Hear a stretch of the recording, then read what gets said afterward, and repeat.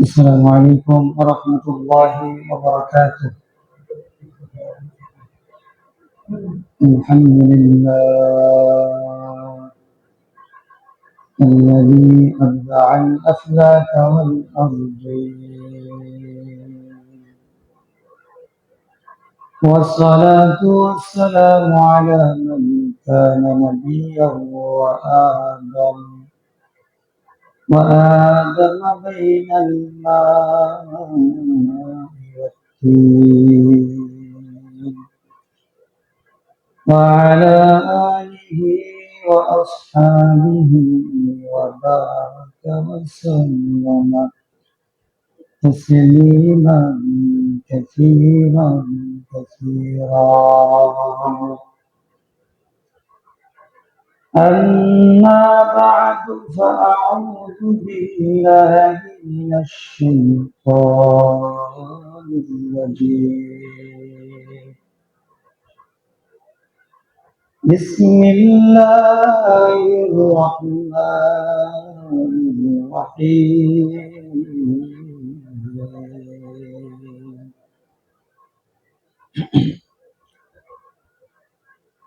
قل يا عبادي الذين أسرفوا على أنفسهم لا تقنطوا من رحمة الله،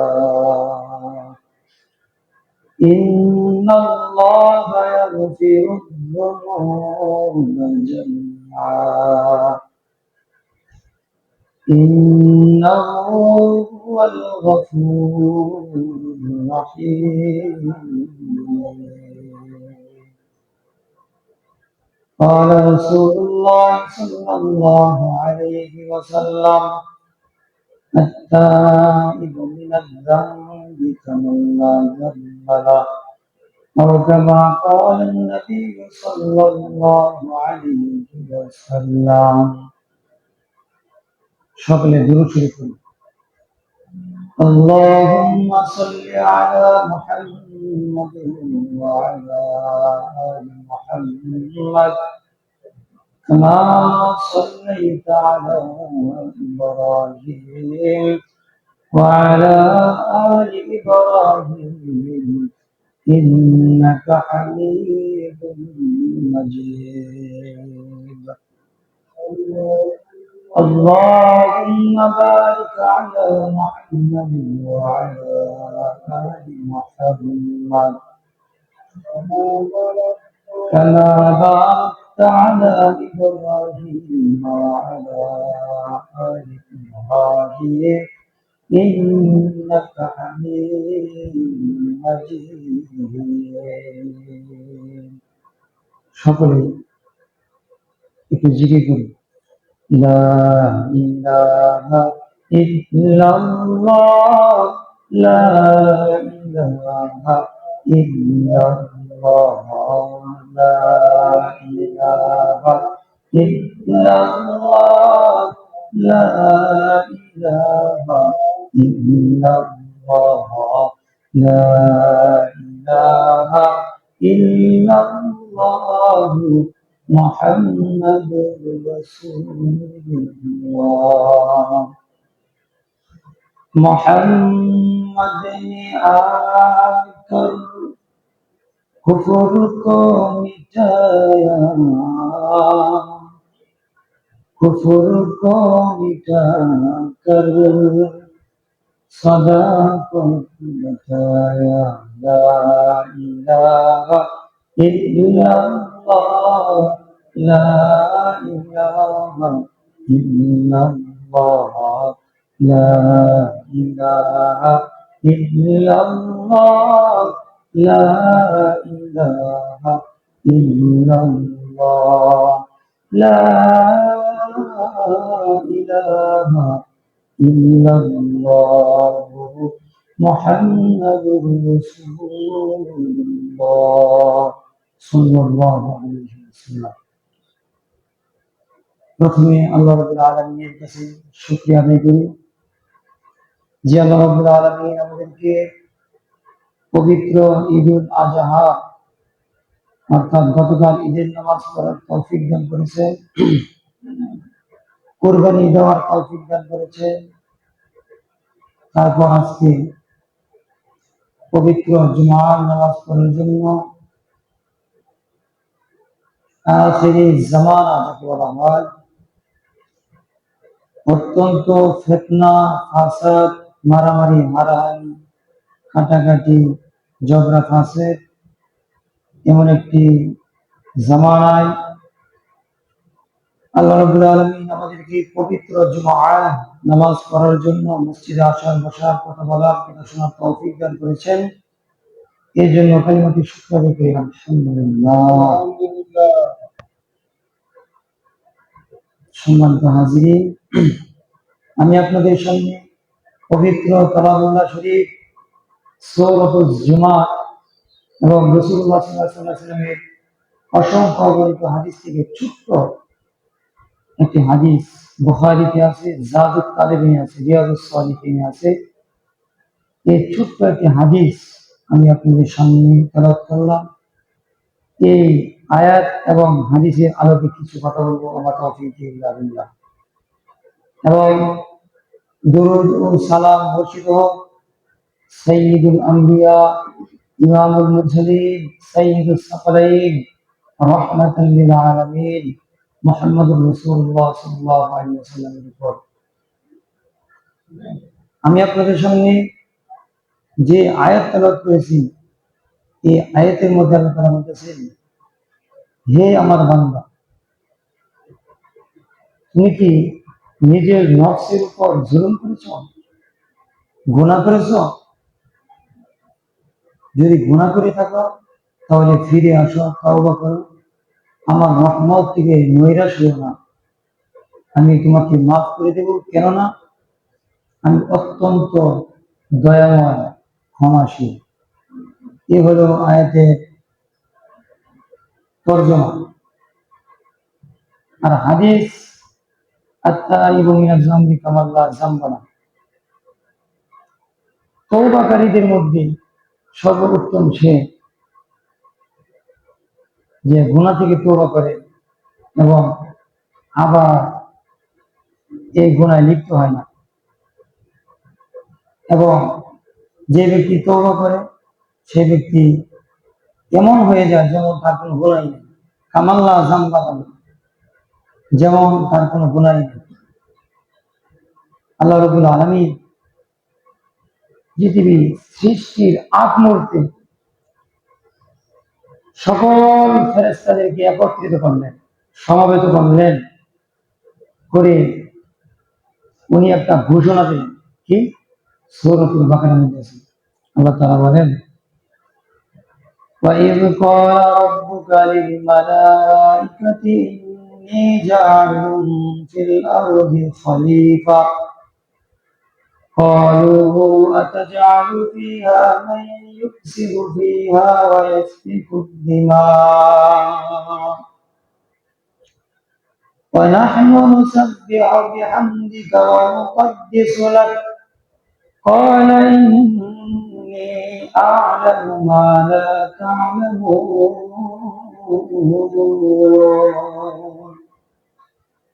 وَإِذْ قَالَ رَبُّكَ لِلْمَلَائِكَةِ إِنِّي جَاعِلٌ فِي الْأَرْضِ خَلِيفَةً, হে ফেরেশতাগণ, আমি পৃথিবীতে একটা জাতি সৃষ্টি করতে চাই, আমার খলিফা, প্রতিনিধি সৃষ্টি করতে চাই, ইনসান সৃষ্টি করতে চাই।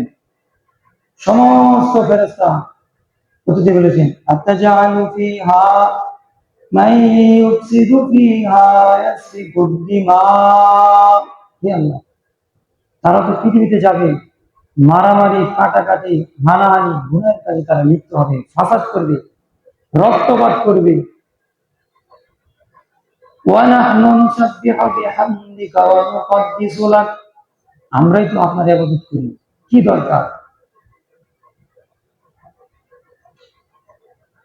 قال إني أعلم ما لا تعلمون, আল্লাহ তাআলা বলেছেন, হে ফেরেশতাগণ, আমি যা জানি তোমরা কিন্তু তা জানো না।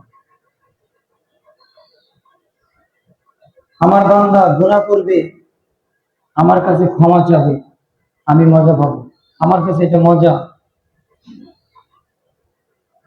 গুনাহ করবে, যদি এমন জাতি না সৃষ্টি করতেন, তাহলে অন্য কোনো জাতি, অন্য কোনো কওম আল্লাহ তাআলা সৃষ্টি করতেন। এই জন্য আল্লাহ তাআলা, আমি যে আয়াতটা বললাম, এই আয়াতের সাথে সংশ্লিষ্ট হয়ে যায় যে, হে বান্দা, তুমি যতই গুনাহ করেছো, আল্লাহ তাআলা এই আয়াতের মাধ্যমে তার বান্দাকে ডাকতেছে। কি ডাকতেছে? আল্লাহ তাআলা বলেন, قل يا عبادي الذين أسرفوا على أنفسهم لا تقنطوا من رحمة الله إن الله يغفر الذنوب جميعا إنه هو الغفور الرحيم।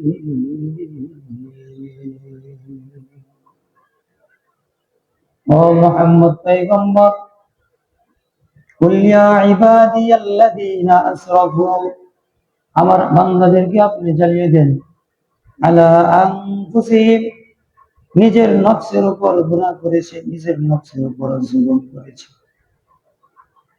লা তাকনাতু মির রাহমাতিল্লাহ, যেন আমার রহমত থেকে নৈরাশ না হয়ে যায়। ইন্নাহু হুয়াল গফুরুর রহিম, নিশ্চয় আমি আল্লাহ রাব্বুল আলামিন অত্যন্ত ক্ষমাশীল, অত্যন্ত দয়ালু। এই আয়াতের জন্য ঘটনাবিদগণ ছোট্ট একটি ঘটনা উল্লেখ করেছেন। বনী ইসরাঈলদের একটা ঘটনা। বনী ইসরাঈলদের সাথে কত ঘটনা ঘটেছেন। আল্লাহ রাব্বুল আলামিন বনী ইসরাঈলদেরকে তাম পৃথিবীর মধ্যে যত মানুষ আছে, পূর্বকালের যত মানুষ ছিল, সমস্ত মানুষের উপর তাদেরকে মর্যাদা আল্লাহ তাআলা দিয়েছিলেন। সূরাতুল বাকারার মধ্যে আল্লাহ তাআলা বলেন, ইয়া বানি ইসরাঈল আযকুরু নি'মাতিয়াল্লাতী আন'আমতু আলাইকুম ওয়া আন্নী ফাদ্দালতুকুম আলাল আলামিন। আন্নী ফাদ্দালতুকুম আলাল আলামিন, সারা বিশ্বের উপর তাদেরকে শ্রেষ্ঠত্ব দিয়েছিলেন, কিন্তু এই শ্রেষ্ঠত্ব তারা ধরে রাখতে পারেনি। এই বনী ইসরাঈলদের মধ্যে হঠাৎ করে জমি চাষ করার জন্য পানির প্রয়োজন কৃষকদের। জমিগুলো শুকিয়ে টনটনা হয়ে গেছে। চৈত মাসে যেমন টনটনা হয়ে যায়, জমিনগুলো ফেটে যায়, অত্যন্ত রোদের কারণে জমিগুলো ফেটে যায়। বৃষ্টি হয় না। তামাম বনী ইসরাঈল একত্রিত হইয়া পয়গম্বর মূসা আলাইহিস সালাতু ওয়াস সালামের কাছে চলে গেল। মূসা আলাইহিস সালাতু ওয়াস সালামের নিকট যখন চলে গেল, পয়গম্বর মূসা আলাইহিস সালাতু ওয়াস সালামকে জিজ্ঞেস করে, ও মূসা পয়গম্বর, দীর্ঘদিন যাবৎ বৃষ্টি না হওয়ার কারণে জমিন পুরো ফেটে গেছে, পানির অত্যন্ত প্রয়োজন। যদি পানি না হয়, যদি বৃষ্টি না হয়, তাহলে আমরা জমিন উৎপন্ন করতে পারবো না। ও মূসা পয়গম্বর, তুমি আল্লাহ রাব্বুল আলামিনের কাছে দোয়া করো যেন বৃষ্টি হয়, বৃষ্টি হওয়ার পরে এই পানি দিয়ে আমরা জমিন উৎপন্ন করব, গম করব, ফসল করব। মূসা পয়গম্বর তামাম বনী ইসরাঈলদেরকে নিয়ে একটা মাঠের মধ্যে সমবেত হলেন। সালাতুল ইস্তিসকা নামাজ আদায় করলেন এবং আল্লাহ রাব্বুল আলামিনের কাছে প্রার্থনা করলেন, হে আল্লাহ, মিশরের জমিন পানি না থাকার কারণে শুকনো হয়ে টনটনে ফেটে গেছে। তারা হাল চাষ করতে পারে না। পানির প্রয়োজন। আপনি আকাশ থেকে বৃষ্টি বর্ষণ করে তাদেরকে পানির ব্যবস্থা করে দেন। যদি পানির ব্যবস্থা করেন তাহলে তারা ফসল উৎপন্ন করতে পারবে। আল্লাহ রাব্বুল আলামিন কোন উত্তর দেয় না। বারবার মূসা পয়গম্বর যখন আল্লাহ রাব্বুল আলামিনের কাছে প্রার্থনা করতেছেন, হঠাৎ করে আল্লাহ তাআলা ডাক দিয়ে বলে, ও মূসা পয়গম্বর, আমি আল্লাহ আমি আল্লাহর অত্যন্ত জঘন্য একটা লোক এই মজলিসের মধ্যে আছে। সে আমার দৃষ্টিতে অত্যন্ত জঘন্য গুনার সাথে লিপ্ত একটা লোক এই মজলিসের মধ্যে আছে। ও মূসা, এই লোকটাকে যদি এখান থেকে তুলে পাঠিয়ে দাও তাহলে আমি বৃষ্টি দেব, কারণ তার প্রতি আমার অনেক রাগ। যদি এই লোকটাকে এখান থেকে না তুলে দাও, ও মূসা পয়গম্বর, যতই দোয়া করো, যতই সালাতুল ইস্তিসকার নামাজ আদায় করো না কেন, আমি আল্লাহ রাব্বুল আলামিন মিশরের জমিনে বৃষ্টি দেব না। পয়গম্বর মূসা আলাইহিস সালাতু ওয়াস সালাম বড় একটা পাথরের উপর দাঁড়াইয়া বনি ইসরাইলদের মাঝে ঘোষণা করলো, ও বনি ইসরাইল, তোমাদের মধ্য থেকে কে এমন গুনাহগার 40 বছর যাবৎ গুনাহে লিপ্ত, কিন্তু আল্লাহ রাব্বুল আলামিন ব্যতীত কেউ জানে না। ও গুনাহগার ভাই, তুমি যদি এখান থেকে না উঠে চলে যাও তাহলে আল্লাহ রাব্বুল আলামিন বৃষ্টি দিবে না, মিশরের মানুষ ফসল উৎপন্ন করতে পারবে না। দয়া করে তুমি এখান থেকে উঠে চলে যাও। আর যদি না ওঠো তাহলে আল্লাহ রাব্বুল আলামিন ভালোভাবে জানেন, আল্লাহু আলিমুম বিযাতিস সুদূর, আল্লাহ রাব্বুল আলামিন কিন্তু হৃদয়ের খবর জানেন।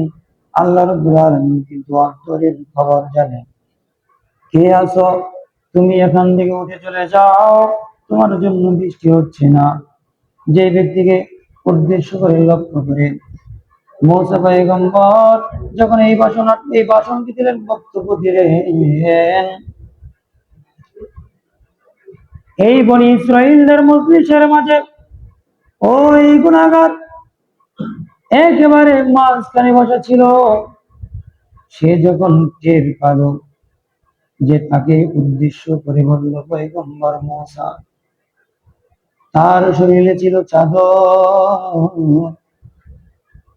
চাদর দিয়ে মাথাটা ঢেকে নিচের দিকে মাথা ঝুলাইয়া চোখগুলো বন্ধ করিয়া আল্লাহ রাব্বুল আলামিনের কাছে তওবার উদ্দেশ্যে বলল, ও মালিক,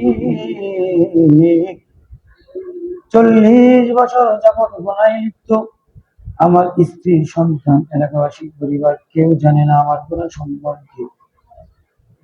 আয় আল্লাহ, আজকে মূসা পয়গম্বর তামাম বনি ইসরাইলদের সামনে আমার নাম ঘোষণা করলো, আমার উদ্দেশ্য করে পয়গম্বর মূসা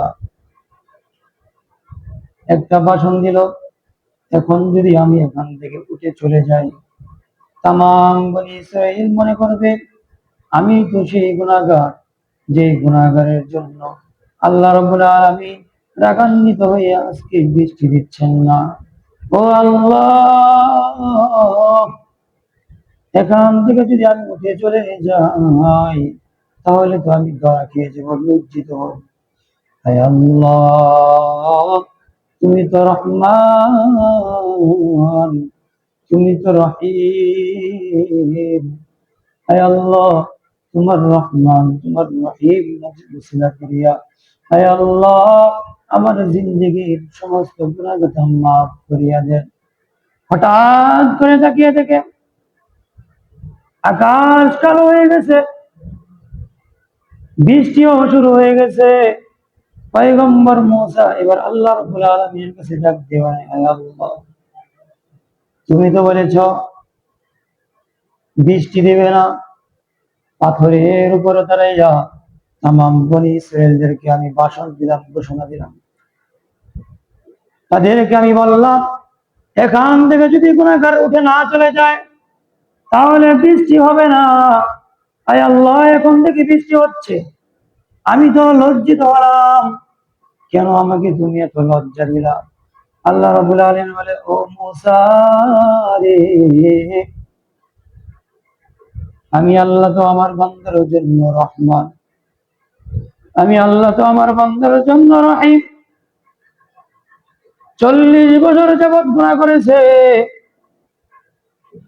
এমন ভাবে তওবার দিকে ফিরে আসলো। ও পয়গম্বর মূসা, যখন তুমি এই মজলিসের মধ্যে ঘোষণা দিলাম ওই গুনাহগার এমন ভাবে তওবা করেছে, কিছুক্ষণ আগেও ওই বান্দাটা আমার নিকট ছিল জঘন্য অপছন্দনীয় একজন বান্দা। ও মূসা, এখন সে আমার কাছে এত প্রিয়, তার মতো প্রিয় এই মজলিসের মধ্যে কেউ নাই। সে আমার কাছে এত প্রিয় মাহবুব বান্দা হয়ে গেছে, তার প্রতি আমি খুশি। খুশি থাকার কারণে তার জন্যই আমি যার তার জন্য আমি কিছুক্ষণ আগে বৃষ্টি দেইনি, তার প্রতি খুশি হইয়া তার জন্যই আমি মিশরের জমিনের মধ্যে বৃষ্টি দিয়ে দিলাম। এই জন্য যত গুনাই হোক না কেন, লা তাকনাতু মির রাহমাতিল্লাহ, আমার রহমত থেকে নৈরাশ হইও না। যতই গুনাহ করেছো, পাহাড় পরিমাণ গুনাহ, সমস্যা নাই, পাহাড় মহাসমুদ্রের নিকট ছোট্ট। আটলান্টিক সমুদ্র সৈকতের জন্য পাহাড় একটা ছোট জিনিস, সাগরের ফেনা পরিমাণ গুনাহ ছোট্ট। এই জন্য কবি শেখ সাদি রহমতুল্লাহ আলাই কারিমাজুল কলমের মধ্যে প্রথমেই একটা কবিতা হয়েছে, চেহিল সালে উমরে আজিজত কুসাস मजाजे तो अजहाल तिफली नगश हमें बा हवा ओ हवा सकते दमे बा मुसहले पर ना दफ्ते मकुन तकिया बर उम्र ना पाए दर मुबश्यम नजबाजी रोजगर।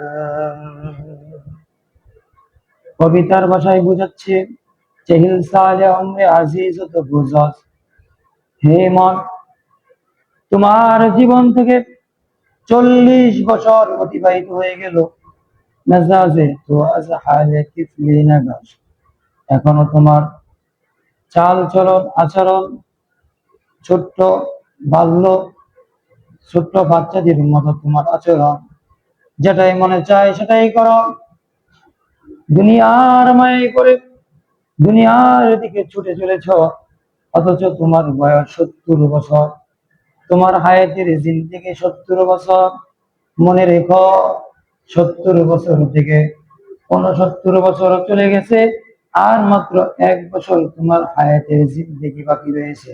মনে রাখো হে মন, 69 বছর 10 মাস চলে গেছে, আর মাত্র 2 মাস তোমার হায়াত বাকি রয়েছে। হে মন, মনে রাখো 69 বছর 11 মাস চলে গেছে, আর মাত্র তোমার 1 মাস সময় বাকি হয়ে গেছে। কালের কুচক্র তোমাকে ঘিরে ফেলেছে, দুনিয়ার কুচক্র তোমাকে ঘিরে ফেলেছে, দুনিয়ার দাগ জমক পূর্ণ তোমাকে ঘিরে ফেলেছে।